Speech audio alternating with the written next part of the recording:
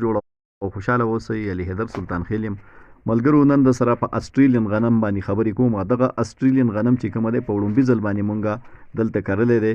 یو کال مخکې مونږه په تیر سیزن کې مونږه دا په ګندیګار کې کرلی و. ما ته 14 کیلو تخم د دې چا د بار نه راوړی و او بیا مونږه هلته وکارو. د دې ډېر ښه آمدن راغی او بیا مې اوس دا په خپل کلي کې په باراني ځمکه باندې کرلی دی او دغه ستاسو مخامخ دی چې یو دانې تقریبا د شپېتو پورې ډکې ایستل دي، یعنې یو دانې شپېته بوټي کړلي.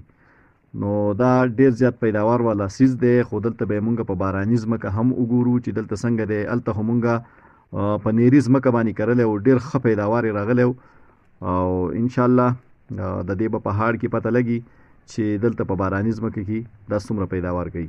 نو بیا په راتلونکي کال کې به بیا د دې تخم زموږ سره میلاویږي.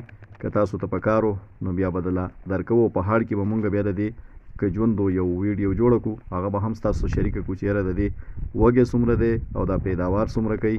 په اندازې نه ډېر ښه معلومیږي. انشاءالله په باراني ځمکې کې به هم کامیابي او په نیري ځمکې کې خو ډېر زیات کامیاب دی. دا زما ملګري د خولې چې کومه ځمکه 5 منه کوي نو چې دا تخم پکې واچولی شي نو 8 منه به کوي او دغسې د دې تخم هم لږ لګي. دا به د جوارو شان نری کرې رنګ یې. ډېره زیاته مننه.